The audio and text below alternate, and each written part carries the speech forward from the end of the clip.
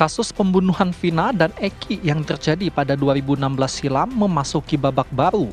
Kuasa hukum 8 terpidana yang telah divonis dalam kasus ini membeberkan sejumlah kejanggalan dalam pengungkapan perkara tersebut.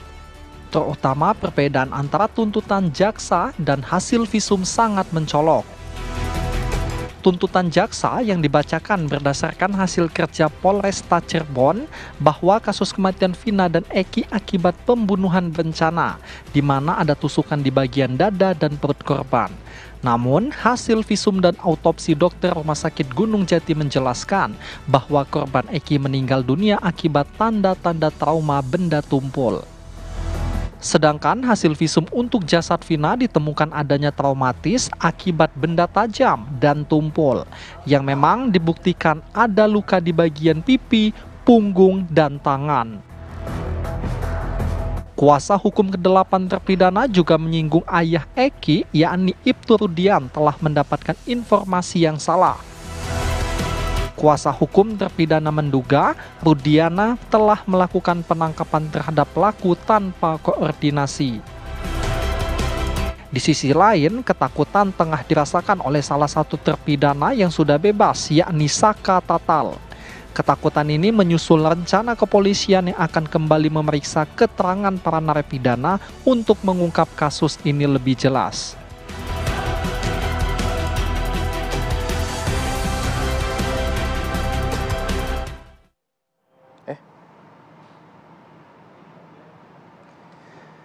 Ya, ada sejumlah kejanggalan yang kemudian diungkapkan oleh salah satu terpidana yang sudah bebas, Saka Tata, yang kemudian ini menimbulkan pertanyaan publik lagi. Kita akan coba lihat bagaimana informasi mengenai kejanggalan-kejanggalan yang kemudian muncul belakangan terkait kasus dari kematian Vina ini.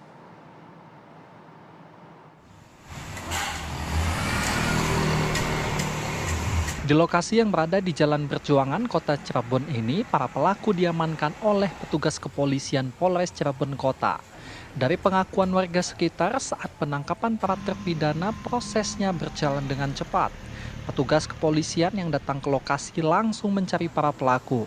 Tak berapa lama, polisi langsung mengamankan sejumlah pelaku di sepanjang Jalan Perjuangan, Kota Cirebon. Petugas kepolisian yang datang langsung membawa para pelaku tanpa ada interogasi di lapangan. Dikira saya ada anak-anak ditangkepin tuh, kirain tuh mau dibawa kemana gitu, nggak tahu, soalnya cepat gitu gerakannya itu, nggak ditanyain siapa-siapanya tuh, tangkepin aja kan gitu. Oh, berarti main tangkap langsung bawa? Iya, kan dipakai mobil. Diketahui saat ini petugas kepolisian masih mencari ketiga DPO yang masih berkeliaran.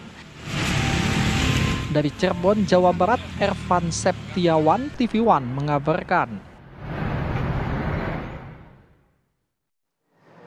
Apa kemudian dampak kejanggalan yang belakangan muncul dari kasus kematian Vina terhadap penyelesaian kasus ini? Kita akan bahas ini bersama dengan sejumlah narasumber. Ada juga Pak Husen yang tadi sudah kita simak bersama-sama. Kita akan dalami mengenai proses penangkapan, ia sebagai saksi pada saat itu. Lalu ada Pak Arianto Sutadi selaku penasihat Kapolri untuk menanggapi mengenai kejanggalan-kejanggalan yang terjadi. Sebelum ke Pak Arianto, kita ke Pak Husen dulu. Selamat pagi, Assalamualaikum Pak Husen. Pagi Pak, selamat pagi Pak. Ya, Pak Husen, Anda disebut melihat langsung proses penangkapan yang terjadi pada sejumlah terpidana yang kemarin ditangkap mengenai kasus Vina ini. Bisa Anda gambarkan pada saat kejadian itu penangkapannya seperti apa? Anda mengenal para pelaku yang ditangkap ini? Sekilas saja Pak, waktu itu kan saya sibuk jualan Pak. Jadi mungkin setelah ada kejadian pembunuhan itu 5 atau 1 minggu kalau nggak salah itu, ada anak yang lagi lewat atau lagi nongkrong ditangkap. Jadi saya dari depan nggak begitu jelas, nggak tahu, dikira bukan ditangkap, dikira saya tuh mau dibawa atau dibawa kerja atau kemana gitu. Awalnya kan gitu Pak. Yang ditangkap itu? Itu pas saya lihat sih 1, tapi setelah 1 itu kan dengar dari informasi teman-teman saya yang lain yang lagi nongkrong kan, anak-anak yang di kampung sini ada banyak yang diambil katanya gitu. Yang ditangkap itu di Kurang- base campnya geng motor itu atau di jalan? Lokasi Bapak sama lokasi tempat penangkapan jauh nggak? Di jalan, saya depannya di jalan. Di gang itu bukan base camp ya. Kalau base camp sih di tempat kejadian kali. Tempat kejadian pembunuhannya itu. Oke, selama Pak Husen berdagang di lokasi Anda berdagang selama ini, sering melihat kelompok-kelompok tadi nongkrong di daerah tempat Anda berdagang atau bagaimana? Sebelumnya sih anak-anak sini aja nggak pernah ada anak-anak geng yang nongkrong Pak sebetulnya. Jadi gini ceritanya nih Pak yang saya tahu, saya dari 2012 saya berada di sini tuh dari 2012, kejadian kan 2016 kalau nggak salah itu. Ya. Nah, di sini tuh ada anak-anak nongkrong biasa aja Pak, anak-anak yang putus sekolah lah, yang biasa kadang-kadang ikut kerja bapaknya kebangunan apa gitu. Nongkrong biasa, gitar-gitaran, anak-anak kecil muda lah, 16 tahun ke bawah apa 17 tahun ke bawah gitu. Nah, Pak, biasanya nggak ada keributan apa-apa di sini tuh, nggak ada, cuma anak-anak tongkrongan biasa aja, gitu. Pak, yang ditangkap itu memang kan karena kabarnya dari 8 tersangka atau terpidana ini kan 7 diantaranya rumahnya berdekatan. Ini Bapak mengenal nggak salah satu dari mereka yang mungkin rumahnya di mana? Ternyata anak-anak situ juga Pak, gitu. Ya anak-anaknya pas di ini kampung-kampung belakang sini ada 1, 2, 3, 2 kalau nggak salah 2. Yang saya tahu tuh 2 anak. 7 anak yang memang rumahnya di situ ya Pak, di daerah situ Iya, ya. rumahnya. Iya. Tapi katanya sih ada 6 orang. Oke. Oke, pada saat penangkapan, Pak Husen mendengar atau melihat ada perlawanan nggak? Seperti saya tidak terlibat atau ini bukan saya atau bagaimana? Oh, nggak ada. Kan nggak tahu itu prosesnya itu. Kan nggak tahu. Nggak tahu. Jadi orang juga kaget. Baik. Mungkin ada apa. Sebenarnya sih gini Pak, kayaknya sepengetahuan saya itu anak-anak ini sih cuma ikut-ikutan gitu. Enggak, anak-anak nongkrong biasa bukan terlibat langsung. Kalau nggak salah waktu saya pulang malam jam 10 apa setengah 11 itu, kan saya lihat ada anak-anak yang nongkrong gitu Pak. Pulang dari warung berdagang itu, ada anak-anak yang nongkrong. Itu malamnya kedatangan nggak tahu tamu anak laki-laki 2 bawa motor ke situ ikut nongkrong gitu. Baik. Anak-anak ini tuh yang sudah masuk penjara ya Pak ya maksudnya? Iya. Oke. Saya ingin ke Pak Arianto Sutadi. Pak Arianto, ada kemudian kesaksian dari terpidana yang sudah bebas bahwa ia merupakan korban salah tangkap. Nah, bagaimana kemudian polisi bersikap mengenai hal ini? Apakah harus membuka kembali kasus ini dan menganulir hasil pemeriksaannya atau bagaimana, Pak? Ini ya, kalau saya boleh memang mengandai-andaikan ya, selama ini kita itu sedang mempelajari suatu mosaik ya. Penyidikan polisi itu adalah tidak lain daripada memadukan mosaik-mosaik yang tercerai-berai sana, kemudian kita rangkai apa yang sebetulnya gambar ini apa ini. Ini yang terjadi. Untuk kasus ini sangat pelik karena apa? Mulai dari awal itu asumsi-asumsi itu sudah berbeda-beda. Pertama kali dilaporkan dulu polisi mengatakan bahwa itu kecelakaan tunggal kan gitu kan. Nah, kemudian setelah korbannya mengadu bahwa ini bukan wong lukanya begini, akhirnya ternyata bukan kecelakaan tunggal, tapi karena pembunuhan. Akhirnya polisi berubah lagi kan. Waktu itu pertama kali mau dihentikan bahwa itu kecelakaan tunggal, kemudian memburu pelaku yang ada. Nah, tugas polisi itu setiap dapat informasi dia langsung cepat bergerak. dapat informasi bahwa kira-kira ini diperkirakan begini ini, maka dia langsung buru ke lapangan gitu. Kemudian ditangkap, diperiksa. Nah, waktu itu juga terjadi perubahan lagi ketika sampai di Polres apa asumsinya polisi seperti ini, kemudian berkasnya sudah selesai dikirimkan ke Polda, ternyata berbeda lagi gitu. Dan kalau mengenai masalah orang-orang yang itu ya, pelaku-pelaku yang tidak mengaku itu sudah umum. Di dalam suatu penyidikan semua pelaku tidak ada yang ngaku, Pak, itu. Nah, kalau sekarang ini yang kita lihat kan saling bertentangan ya keterangan-keterangan ini. Seperti dulu pengacara yang mengatakan, wah enggak, pelaku itu tidak kenal dengan tersangka gitu kan. Pelaku tidak kenal dengan korban. Itu tidak ada kaitannya dengan pembunuhan direncanakan. Kadang-kadang orang pelaku kalau pembunuhan direncanakan tidak selalu kenal itu pelaku dengan yang direncanakan itu. Karena pembunuhan direncanakan itu adalah definisi dari satu tindak pidana, sedangkan kenal apa tidak itu proses di lapangan bagaimana prosesnya itu sehingga boleh pelaku berinteraksi dengan korban. Jadi intinya begini, Pak. Jadi kalau kita sekarang ini mempelajari satu keterangan ini begini, keterangan ini begini, itu menurut saya bukan suatu kejanggalan itu, Pak. Itu sudah umum terjadi perbedaan pendapat ya yang terjadi di dalam suatu persidangan. Nah, ya sayangnya kan kita sekarang ini kan cuplik sini, cuplik sana, cuplik sini. Padahal kasus ini kan pernah disidangkan kan. Disidangkan tuh saya jelas pasti itu sudah jeli sekali hakim yang menanyakan gitu. Dan hasilnya waktu itu hakim memutuskan seperti itu gitu. Ya. Nah, itu yang juga menjadi pertanyaan besar, Pak Arianto. Jadi, kan kasus ini memang sudah dipersidangkan. Dan dari sisi kuasa hukum, baik kuasa hukum salah satu terpidana dan juga kuasa hukum dari korban ini menyatakan bahwa hasil visum dan juga dakwaan tuntutan atau putusan sidang ini berbeda. Nah, kalau kondisinya seperti ini harus seperti apa, Pak? Itu sudah dinilai oleh hakim, Bu. Jadi apa yang disampaikan di dalam persidangan itu, apa yang dikumpulkan oleh penyidik itu pasti diteliti oleh jaksa. Kemudian jaksa akan memilih ini bukti-bukti ini cukup enggak untuk disidangkan. Setelah itu diajukanlah di dalam persidangan. Di dalam persidangan pasti advokat itu akan menyangkal apa yang terjadi di situ gitu. Seperti misalkan visum ini tidak sesuai dengan apa yang disampaikan oleh jaksa. Bukan tidak sesuai maksudnya. Karena yang diajukan oleh jaksa adalah potongan mosaik yang ini, kemudian yang dari pengacara pasti potongan mosaik yang lain yang kira-kira untuk membantah itu. Tapi perbedaan antara pendapat ini sudah diuji di pengadilan. Nah, kemudian kalau memang salah itu bukan salah polisi, karena yang salah ya bukan salah ya. Itulah kesimpulan dari hakim mempelajari apa yang disodorkan di dalam persidangan yang disebut sebagai fakta persidangan.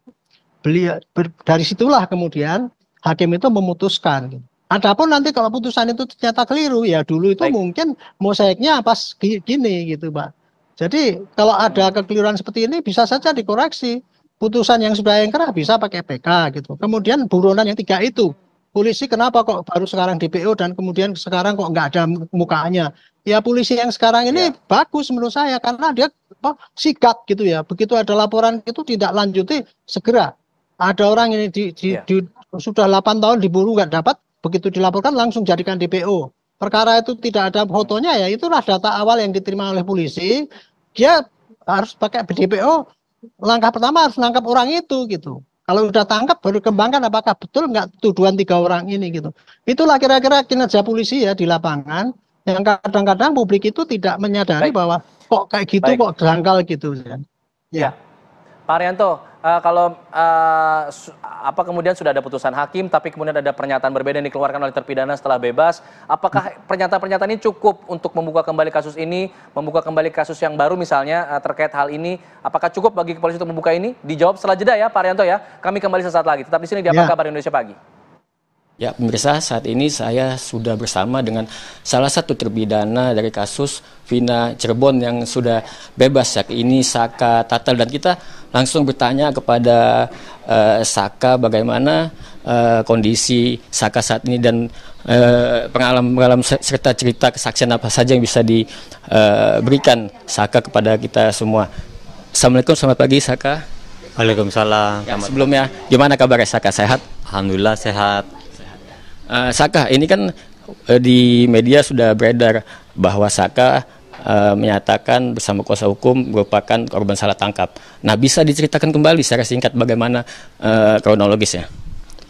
Waktu di malam hari itu, di malam kejadian saya posisi ada di rumah sama paman saya, kakak saya, sama teman-teman saya. Sebelum maghrib sampai jam 10 lewat. Jam 11 kurang saya pindah. Pindah kenapa? Mengantarkan teman saya ke bengkel, motornya rusak, minta diantar. Saya langsung ke bengkel. Sebelum ke bengkel saya mau lewat ke peroper Jalan Layang. Sebelum nyampe ke peroper Jalan Layang, ada perumahan. Dari kejauhan juga kelihatan ada polisi. Dikira itu saya itu razia. Soalnya tiap minggu juga biasa ada razia. Itu teman saya sama yang lainnya nggak ada yang pakai helm sama sekali. Jadi saya putar balik juga kebagi dua.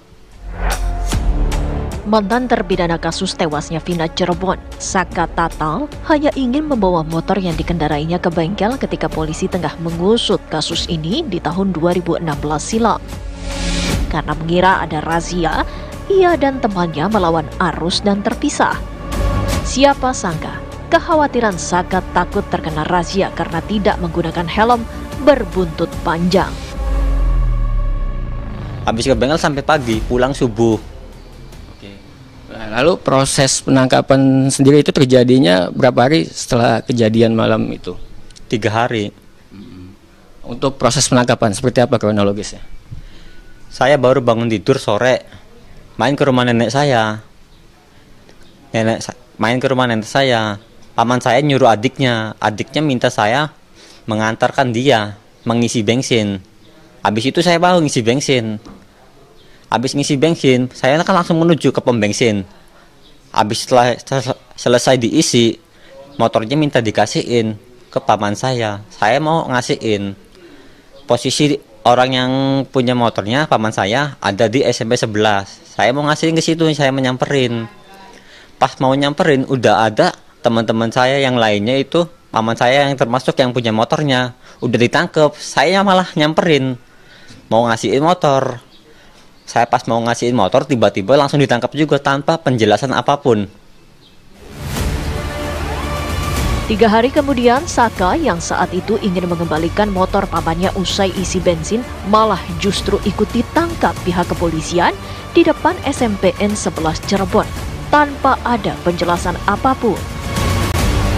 Namun yang lebih mengejutkan, selama menjalani masa tahanan di lapas anak oleh Polresta Cirebon, Saka mengklaim dirinya juga sempat disiksa.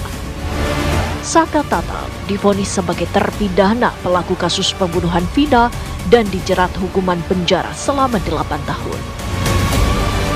Di sana di Polresta Cirebon saya dipukulin, disiksa, sampai disetrum juga.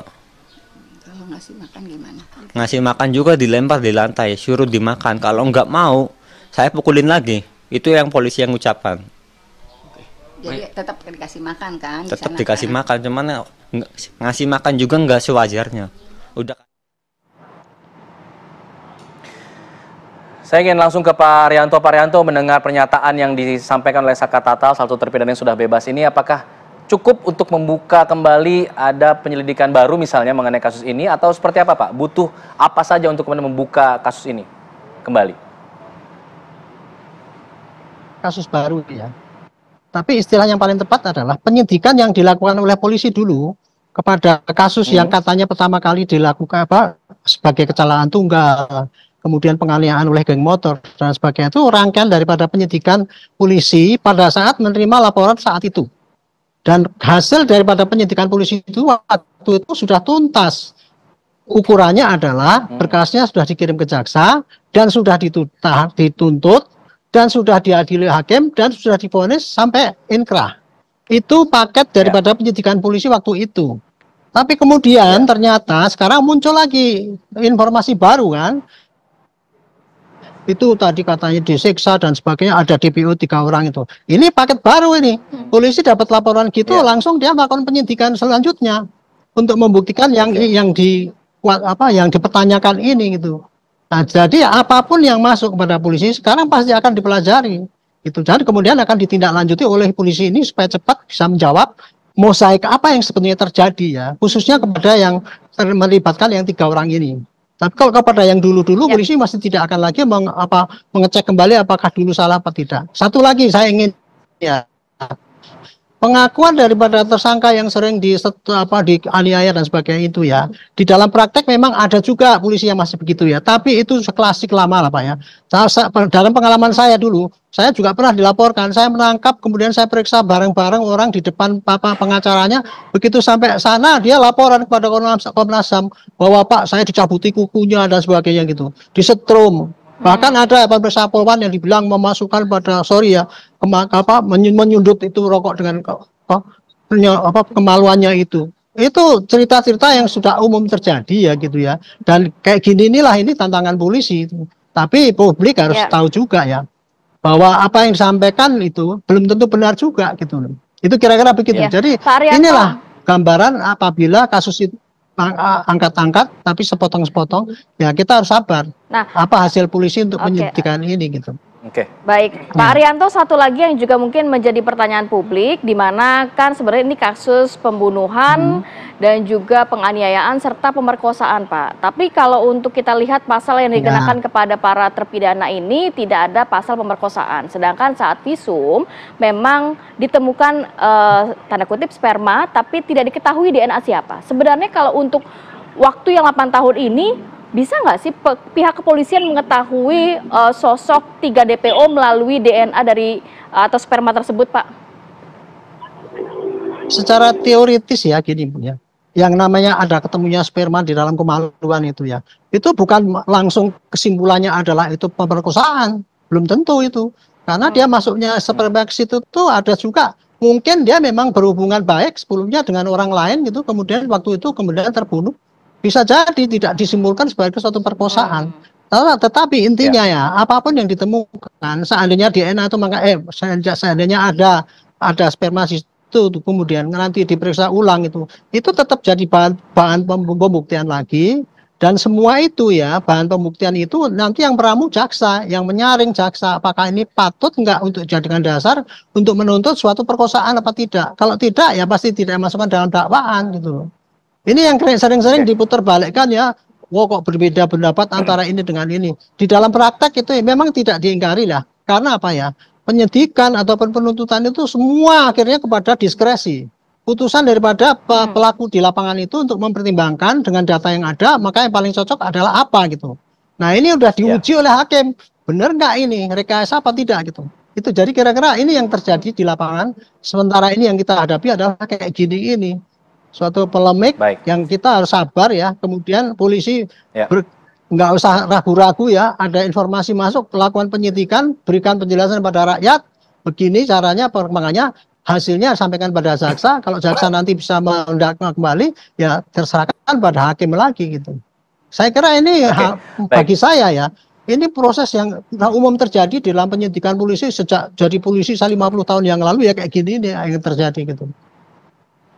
Baik, saya ingin kembali ke Pak Husein. Pak Husein masih bersama kami ya? Ya, betul. Ya, Pak Husein, ini kan masih ada 3 DPO nih. Ada yang namanya Peggy atau Perong, lalu kemudian ada Andi, dan satu lagi begitu, saya lupa namanya, Dani ya.